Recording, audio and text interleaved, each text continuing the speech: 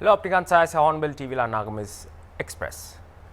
Nagaland la Power and Parliamentary Affairs Minister KG Kenyebra HornbillTV logo exclusively kotha kora homoy Nagaland the power situation upor kuise ki Nagaland la power demand do 200 megawatts ase hoilibi Nagaland bra khali 20 to 25 megawatts hi produce kore.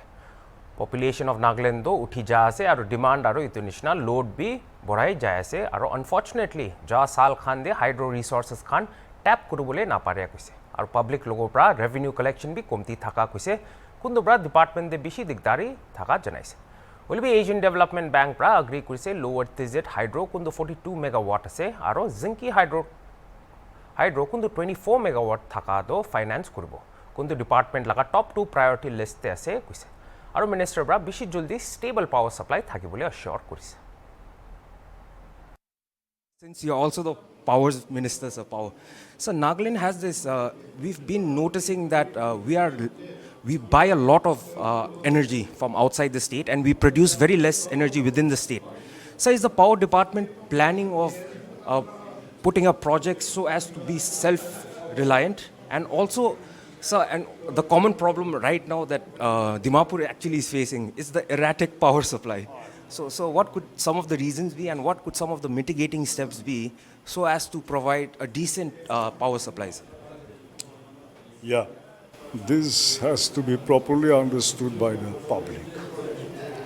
The power department, when I took over in March this year, after having interacted with my department, I said this is a stock exchange, Mumbai Stock Exchange.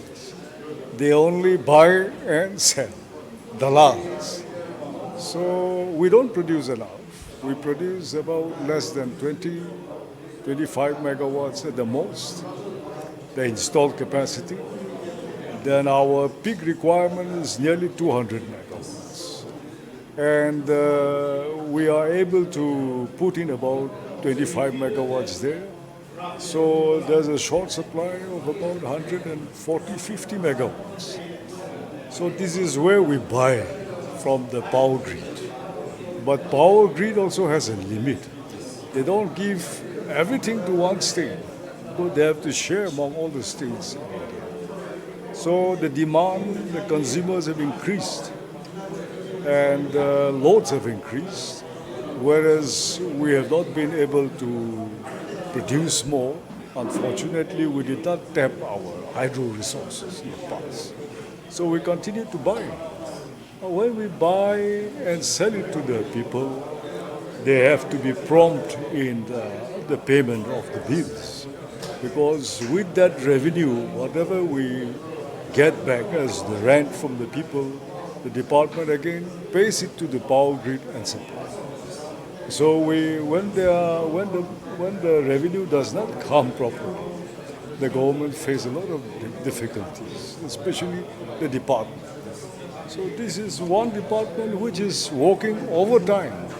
Our engineers up to, from the top to the bottom, the field staffs, they are putting in everything they have.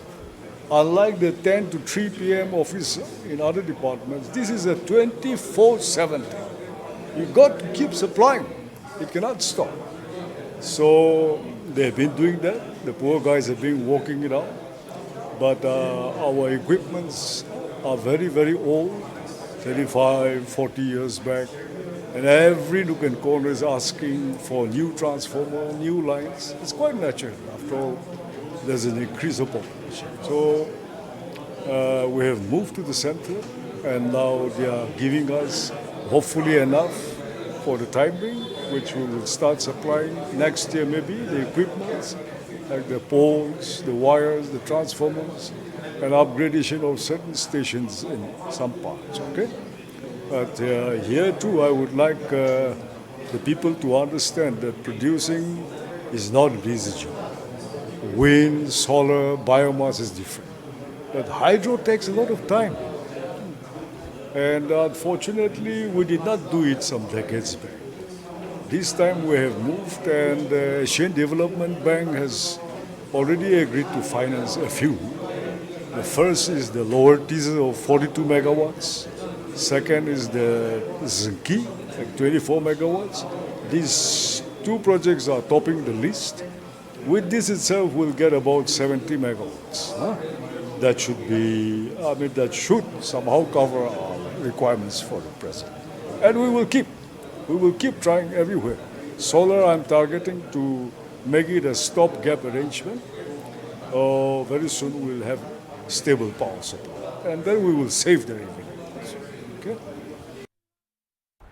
Nagaland charta nutun districts create kurise zemenu Newland chumugidma aro shamator 2022 sal de aro itude Hornbill TV ba Nagaland la unemployed youths nimide government post creation opor hudia homoy aro NPSC bra civil service aspirants khan nimide itu sal aro bi post khulibona nai hudia homoy Nagaland la Power and Parliamentary Affairs Minister aro government la spokesperson KG Kenya bra kuise ki itu exactly government la plan thaka kuise nutun districts create kura de कित्या नतुन districts खुलिबो next तो post create कुरा लगा आहे कोइकिना spokesperson बा कुइसे ओलवी post create कुरुबुले लगा दो financial position और फाइनेंशियल कंस्ट्रेंट ऊपर से कुइसे कुंदुब्रा गवर्नमेंट के होल्ड बैक कुरे ओलवी ताइब्रा अश्योर कुरिसे कि टाइम दे गवर्नमेंट ब्रा आरो भी पोस्ट बिशी क्रिएट कुरबो कोइकिना Regarding the creation of new districts, last year we saw the creation of 4 new districts: Newland, Seminyu, Shamator, Noklak. Now, Chumugidima, sorry. So, sir, with the increase in districts, so there are thousands and thousands of educated unemployed youths who are all aspiring to become civil servants. Now, with the increase of districts, more posts and manpower will be required.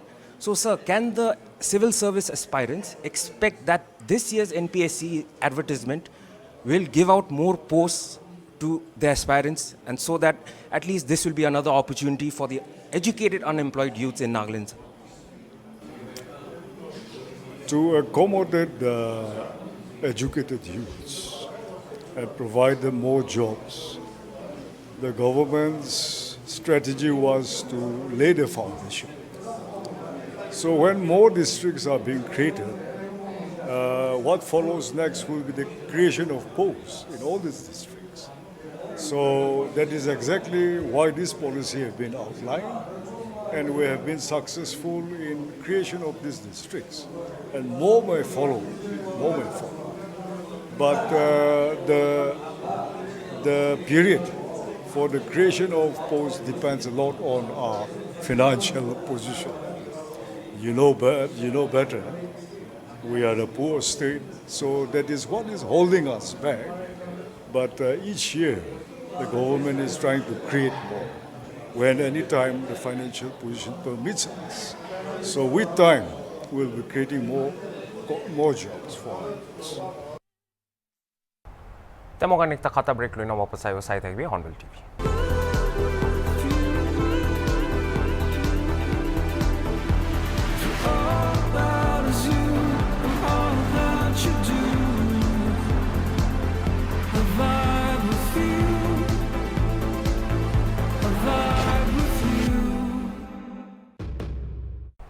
Welcome back.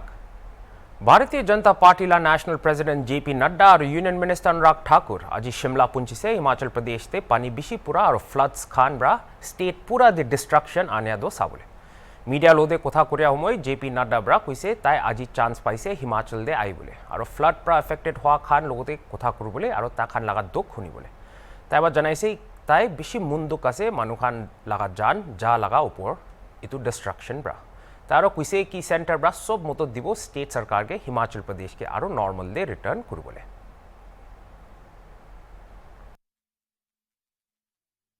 यहाँ आने का मौका मिला है और क्षतिग्रस्त जो क्षेत्र हैं उनको देखने का भी मौका मिला।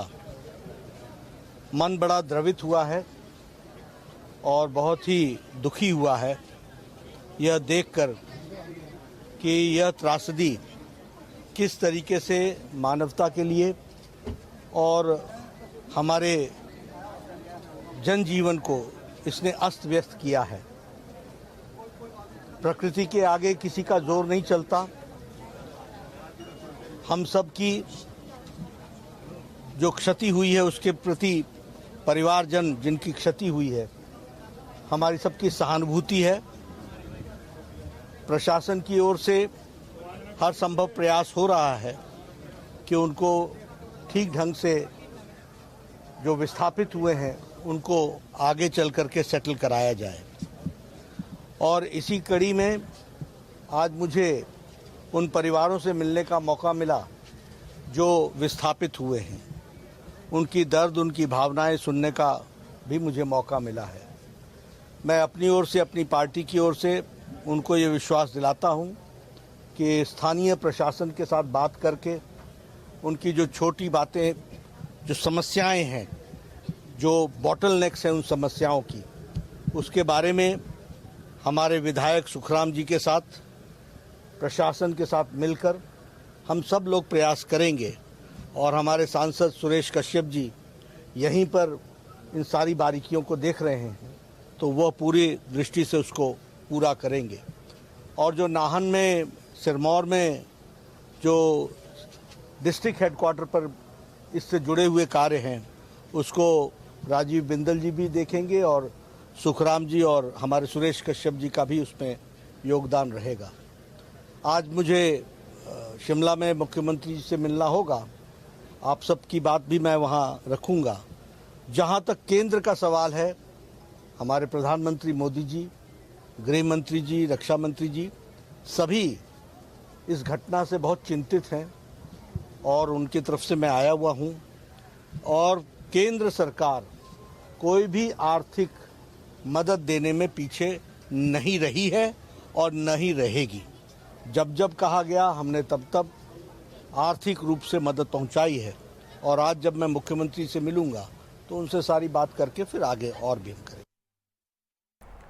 Communist Party of India la General Secretary Sitaram Yechuri kun charter member delegation team Manipur lui jaise Manipur Governor Anusuya Uike ke lok paise state laga alak alak jaga ja pichide aru Sunday de ekta press conference de taibra kuise ki BJP la double engine government khan aru double kaam kurigina state te shanti ani bole laga kaam kurubole lage kundu 3 mahina bra bi bishi jaise তাই জনাইছে দুইটা community লা মাজতে কিনগা কুরিগিনা B dialogue আর discussion করিবলে মাতিব লাগে কোনটো দ centre আর state লা primary responsibility আছে স্টেট তে ডাবল ইঞ্জিন গভর্নমেন্ট আছে কইলে ডাবল এনার্জি ঢালিবলে লাগে আর দুইটা কমিউনিটি খান গেবি টেবল দে আনিগিনা সলিউশন কারণে বিচারিবলে লাগে কইছে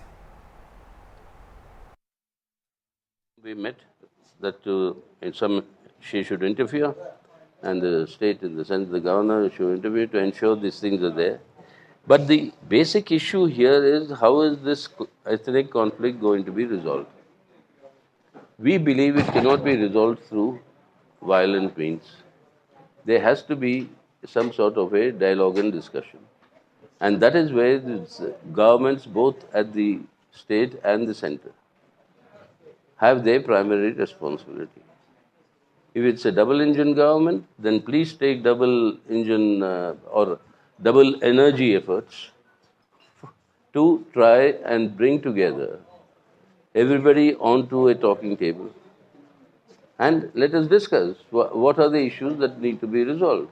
We have done this in the past. That's the only way in which all problems that India had faced in these 75 years have been resolved. And they ought to be resolved that way. Why they are not taking that initiative 3.5 months past, only they can answer. And that is why, that is what gives the rising of doubts of whether there is any complicity involved.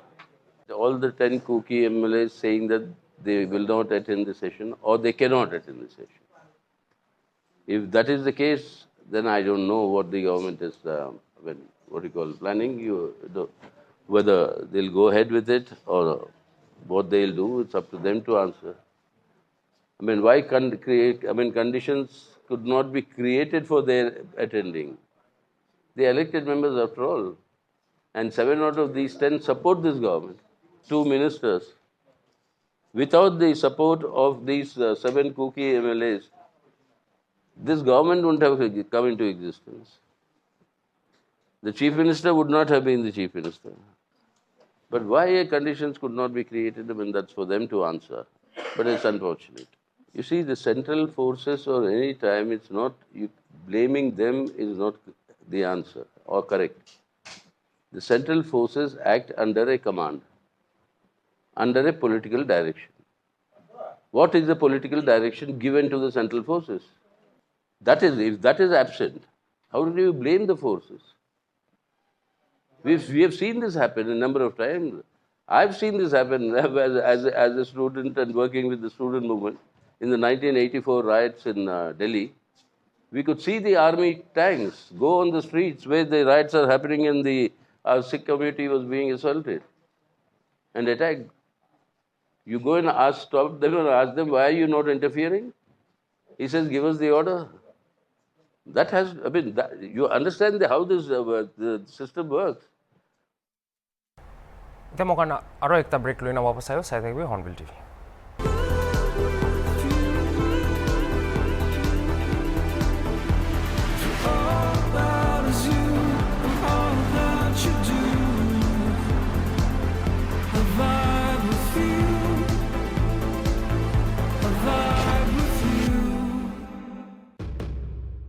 Welcome back union home minister Amit Shah आज Madhya Pradesh government लगा report card release कर दिसे भोपाल दे इतो समय ताइब्रा मानु खान के address कुरिया time देखिसे 53 years काने मध्य प्रदेश तो कांग्रेस ला सरकार थाका कारणे एकता बीमार स्टेट हुई जाइसे कुसे और 2003 दे बीजेपी आ पिछते ताकान काम करिना बीमार स्टेट लगा नाम हटाई दिसे कुसे इसकी भी बात मैं करना चाहूंगा। मित्रों, मध्य प्रदेश राज्य का गठन 1956 में हुआ। 56 के पहले विंध्य प्रदेश, मध्य भारत और भोपाल स्टेट, वहां पर भी कांग्रेस का शासन था और 50 से 2003 तक 53 वर्ष में 6-7 साल छोड़कर पूरा समय कांग्रेस का शासन रहा। मैं इसलिए बताना चाहता हूं कि आज जो लोग दावे कर रहे हैं उनको सबसे पहले 53 साल का विकास का हिसाब देश की जनता के सामने, मध्य प्रदेश की जनता के सामने रखना चाहिए। कांग्रेस के शासन में 53 साल में मध्य प्रदेश को क्या विरोध मिला? तो एक बीमारू राज्य का विरोध मिला। 1980 के दशक में एक जाने माने आर्थिक विश्लेषक श्री आशीष बोस ने राजीव गांधी जी को एक पेपर प्रस्तुत किया था।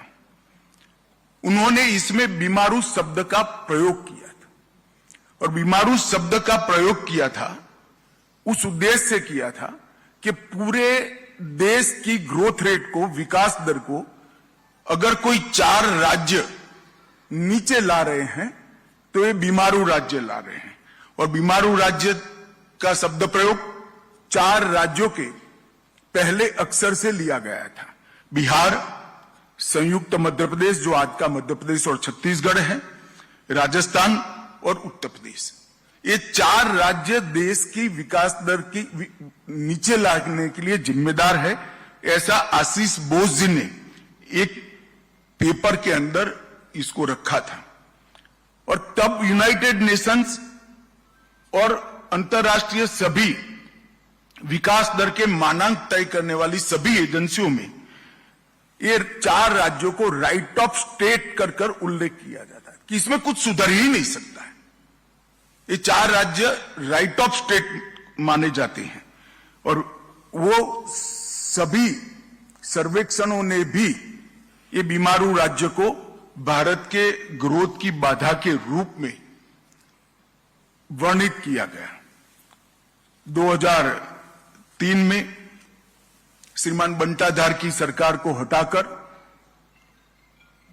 मध्य प्रदेश की जनता ने एक ऐतिहासिक निर्णय दिया।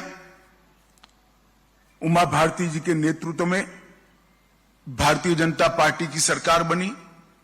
उसके बाद उमा भारती जी, बाबूलाल जी और 2005 से अब तक श्रीमान शिवराज सिंह जी के नेतृत्व में भारतीय जनता पार्टी ने ये बीमारू शब्द से मध्य प्रदेश को मुक्ति दिलाने का काम किया है।